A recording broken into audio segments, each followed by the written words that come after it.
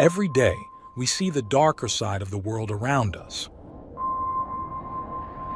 We witness how people can hurt others in ways that are hard to understand. It's a sad part of life, but it's something we can't ignore. As someone who dives into the world of crime, I'm here to share the most shocking stories and try to understand what drives people to do such things. I'm Michael, and today, I've got another unreal true crime story for you. When police and paramedics arrived that March evening, the house was strangely quiet. The 911 call had been frantic, a voice begging for help, saying someone was in the basement. Inside, a faint smell of paint filled the air, and the door to the basement was slightly open, almost inviting them to look closer. As officers made their way downstairs, they stumbled onto a heartbreaking scene. Cara Rintala was sitting on the floor holding the lifeless body of her wife, Anna Marie Cochran. Both were covered in blood and streaks of paint. Cara was sobbing uncontrollably, muttering words no one could quite make out. Around them, spilled paint pooled on the floor, creating a chaotic and confusing picture. At first, it seemed like a terrible accident. Maybe Anna had fallen down the stairs. But as investigators started to examine the scene, strange details began to stand out. Bloodstains in odd places, signs that things had been moved, and gaps in the story of what happened that day. Was this truly a tragic accident, or was there something much darker behind it?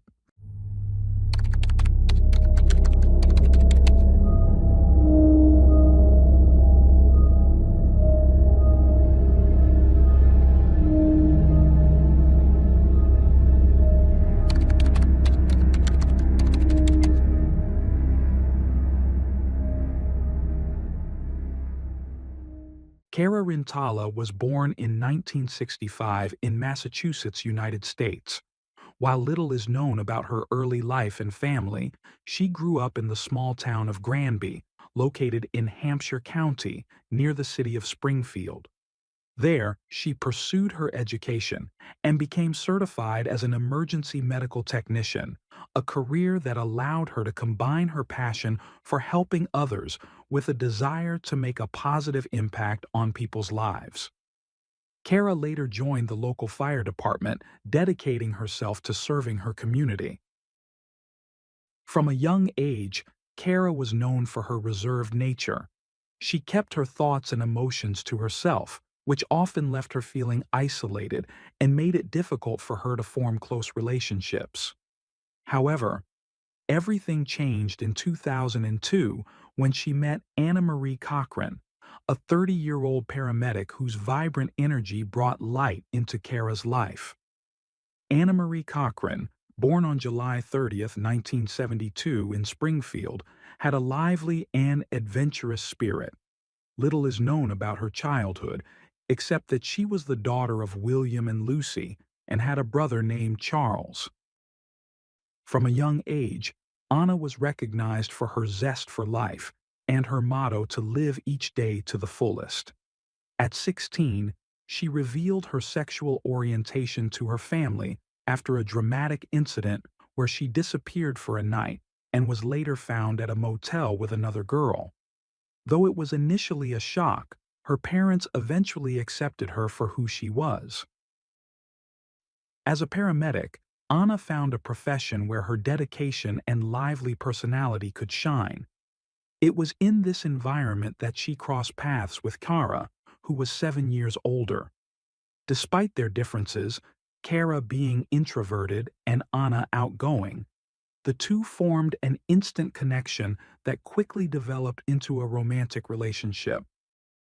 Their bond deepened, and in 2005, they married in Massachusetts, becoming one of the first same-sex couples to legally marry in the state.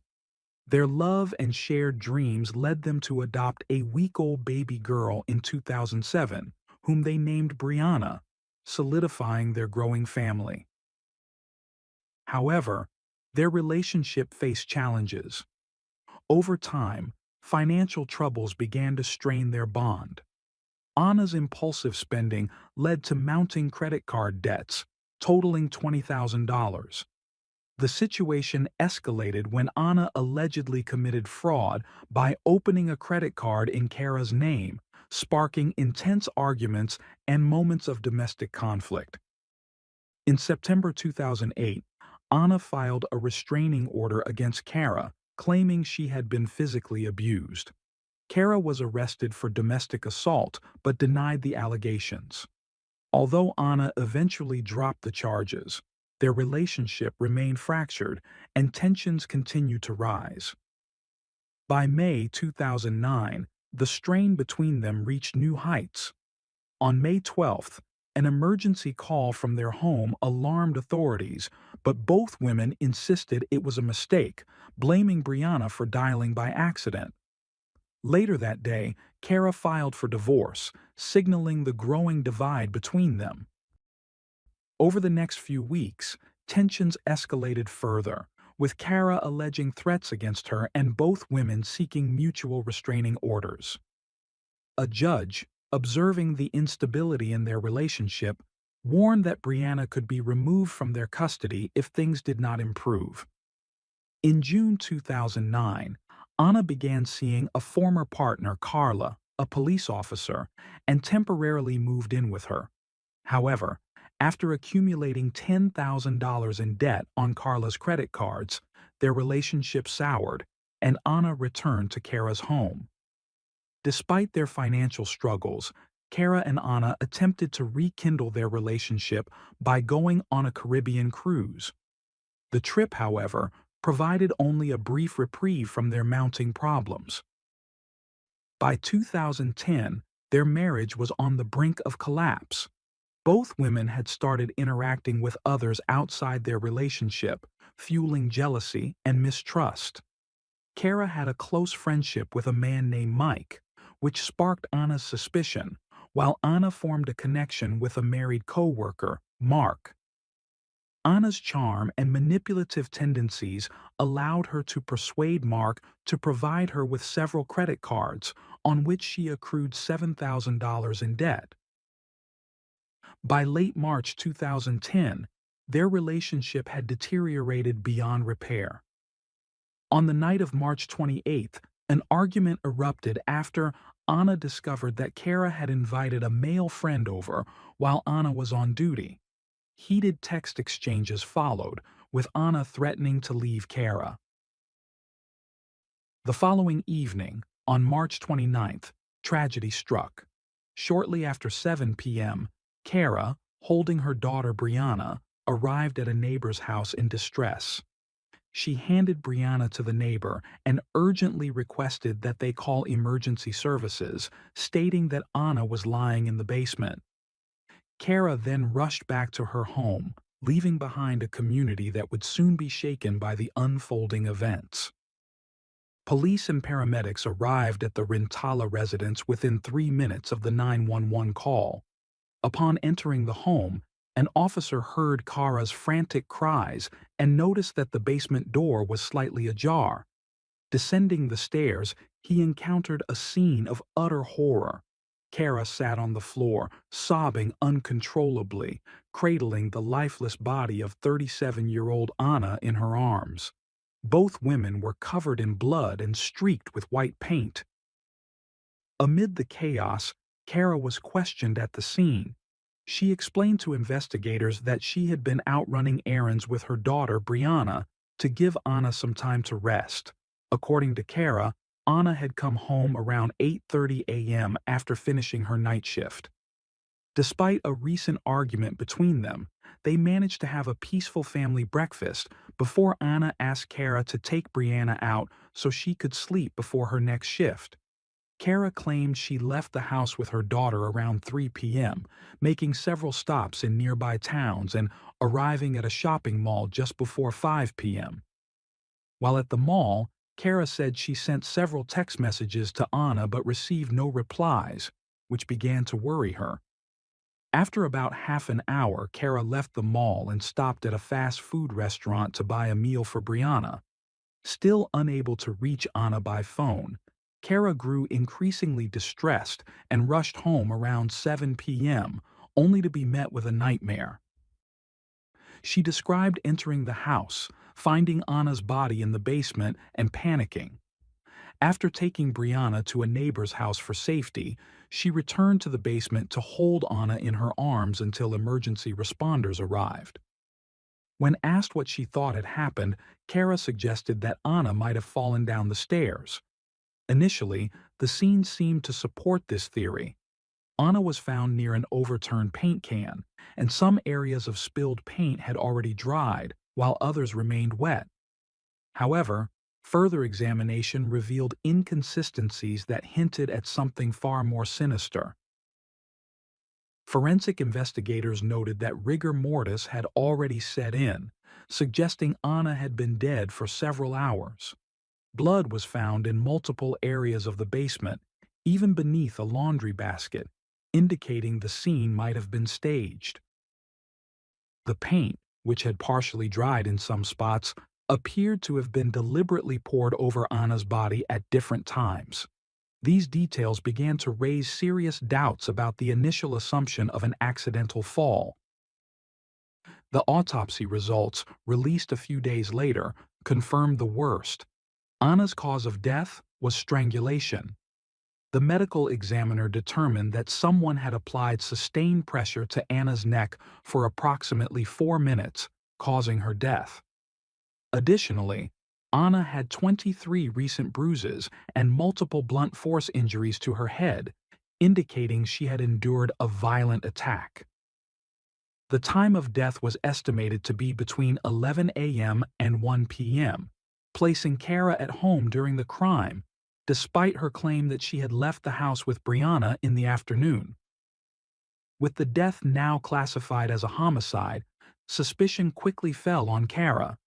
During her initial statements to police, Kara described Anna as loud, lazy, and manipulative, and hinted at her wife's volatile temper. However, before detectives could conduct further questioning, Kara retained a lawyer. Investigators began piecing together a picture of the couple's troubled relationship, uncovering a history of domestic violence, financial disputes, and mutual resentment. The investigation also revealed a more complicated side to Anna's life. Police discovered that Anna had been romantically involved with a married co-worker, Mark. On the morning of her death, Anna had sent Mark a text asking him to take her to buy a new phone. Mark admitted to receiving her message and acknowledged that Anna had accumulated significant debt on his credit cards. However, he claimed to have been out of town visiting his ill sister on the day of the murder, providing receipts to corroborate his alibi. Without evidence tying Mark to the crime, investigators turned their focus back to Kara. The timeline of events became a critical part of the case. Kara maintained that she left the house in the afternoon and did not return until 7 p.m., but security footage from local businesses failed to place her in public during that time. The paint covering Anna's body also raised questions. It was a specialized sealing paint that turned from pink to white within an hour of application. When officers arrived, the paint was still pink, indicating it had been poured over Anna's body shortly before the 911 call. This, combined with evidence of an attempt to clean the basement, blood splatter beneath shelves and on concrete surfaces, pointed to a deliberate effort to manipulate the crime scene. The arrangement of the scene was particularly suspicious. If an intruder had killed Anna, why would they move a laundry basket and pour paint over her body? Adding to the intrigue, investigators discovered semicircular marks on the frame of the house's side door, suggesting a staged break-in. Security footage from Kara's afternoon errands revealed a laundry basket and a red bag in the back of her SUV while she shopped at a mall. Strangely, both items were missing by the time she returned home. A thorough search led detectives to a dumpster where they found 3 rags, one of which was stained with what appeared to be blood. Despite mounting evidence against her, There were no eyewitnesses or surveillance footage directly linking Kara to the crime, which complicated the case. The investigation stretched over a year, during which Kara sold her house and moved with her daughter to her parents' home in Rhode Island. In October 2011, she was arrested and charged with first-degree murder, becoming the first woman in Massachusetts history to face such charges for the death of her wife. What followed was a decade-long legal battle that would test the resolve of all involved. After an 18-month investigation, the Northwestern District Attorney declared there was no doubt Kara was responsible for Anna's death. Prosecutors alleged that Kara had attacked Anna following a heated argument, pushed her down the basement stairs, and strangled her. They accused Kara of attempting to clean the crime scene and pouring paint over Anna's body to obscure evidence. To support their timeline, they argued that the murder occurred between 12 p.m. and 2 p.m. on March 29, 2010, just before Kara claimed to have left the house. Kara's trial began on February 20, 2013, with prosecutors painting a grim picture of a marriage in turmoil.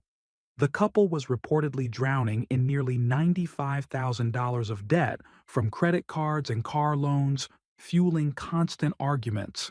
Explosive fights over custody, restraining orders, and allegations of domestic violence added to the tension. The prosecution claimed that on the morning of the murder, Kara killed Anna in a fit of rage and then spent the afternoon trying to cover her tracks. Prosecutors also argued that Kara's actions that day, leaving the house with her daughter and returning hours later, were an attempt to establish an alibi. The missing red bag and laundry basket, as well as the blood-stained rag found in the dumpster, were presented as evidence of her efforts to dispose of incriminating materials.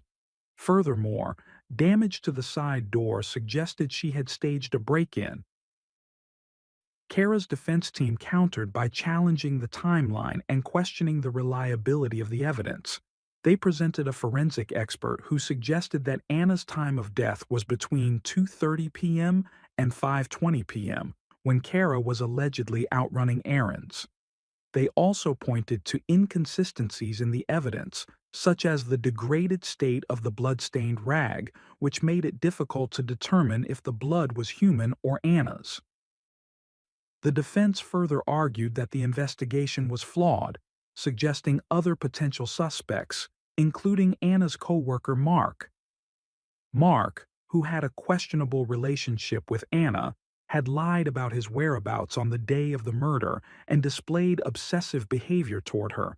However, his alibi eventually held up under scrutiny, shifting focus back to Kara. Kara's first trial ended on March 13, 2013, in a mistrial, as the jury failed to reach a unanimous verdict. A second trial in February 2014 ended the same way. After two hung juries, a third trial commenced in October 2016 with some changes. This time, the prosecution allowed the jury to consider both first-degree murder and the lesser charge of manslaughter, arguing that while they believed the crime was premeditated, it might also have been a sudden, unplanned act. During this trial, a paint quality expert testified that the paint on Anna's body and the surrounding area was still fresh when first responders arrived, bolstering the prosecution's claim that Kara had used it to alter the crime scene. After hours of deliberation, the jury found Kara guilty of first-degree murder on October 7, 2016. She was sentenced to life in prison without the possibility of parole, bringing what seemed to be closure for Anna's family. However, on September 27, 2021, the Massachusetts Supreme Judicial Court overturned the conviction, ruling that the paint expert's testimony was unreliable and should have been excluded. The court determined that the testimony had significantly influenced the jury's decision, warranting a new trial. Despite the overturned conviction, Kara was not absolved of the charges. she was released on $50,000 bail and moved back to her family's home in Rhode Island under strict conditions, including GPS monitoring and a court-imposed curfew. Despite the setback of her overturned conviction, the district attorney's office announced that Cara Rintala would face a fourth trial. Scheduled for September 2023, this trial offered the prosecution another chance to prove its case. However, lingering doubts about the interpretation of evidence and the defense's focus on alternative suspects, such as Anna's co-worker Mark, continued to complicate the narrative. The state's insistence on pursuing the case, even after so many years, reflected its unwavering commitment to justice, not just for the victim, but also to uphold the integrity of the legal system. On September 13, 2023, Cara, still maintaining her innocence, returned to court for the fourth time. The tension in the courtroom was palpable as the trial unfolded. Finally, on October 5, 2023, the jury delivered its verdict. Cara Rintala, now 58 years old, was found guilty of voluntary manslaughter. Tears and murmurs filled the room as the judge revoked her bail, marking her second conviction in a case that had dragged on for over a decade. Following the verdict, an emotional Cara was handcuffed and taken into custody. Meanwhile, Anna's family expressed a sense of relief, believing justice had finally been served. Yet, the echoes of controversy surrounding the case persisted. A week later, during the sentencing hearing, prosecutors argued for a sentence of 15 to 17 years, emphasizing the violent nature of the crime and Cara's deliberate attempts to manipulate the crime scene. They detailed how Anna had suffered a slow and agonizing death by strangulation, a process that took several minutes.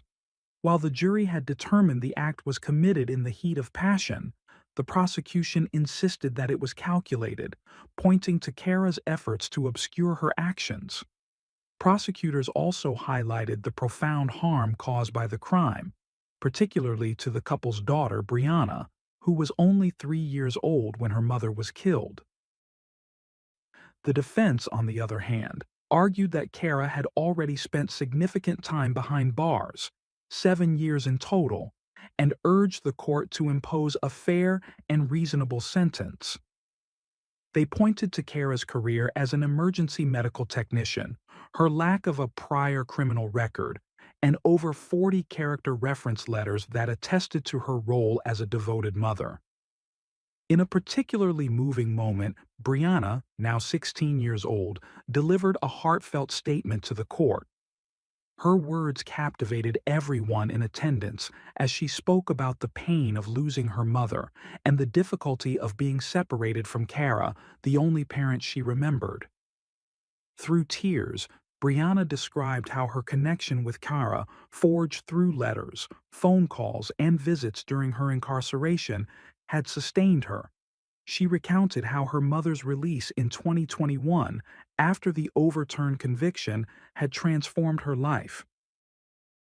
Brianna shared how Cara's presence had helped her excel in school, join sports teams, and find hope again. Pleading with the judge, Brianna expressed her deep love for Cara and begged for her release, stating, "I need my mom. Having her back is everything to me." After hearing the testimonies and reviewing the letters of support, the judge delivered the final sentence on October 19, 2023. Cara Rintala was sentenced to 12 to 14 years in prison for the strangulation of her wife. The sentence was reduced by the 7 years Cara had already served since her initial conviction in 2016.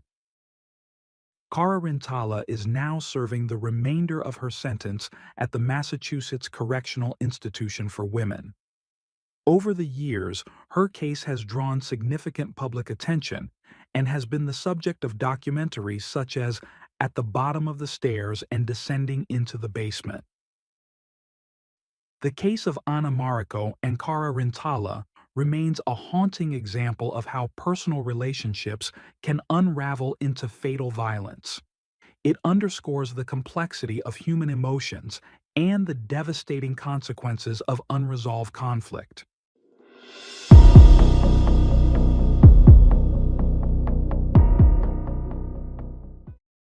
Thanks for tuning in to Unreal True Crime. If you're intrigued by mysteries from around the world, check out our new channel, Latin Crimes, where we dive into the gripping true crime stories of Latin America. Don't miss out. Subscribe now for more thrilling investigations.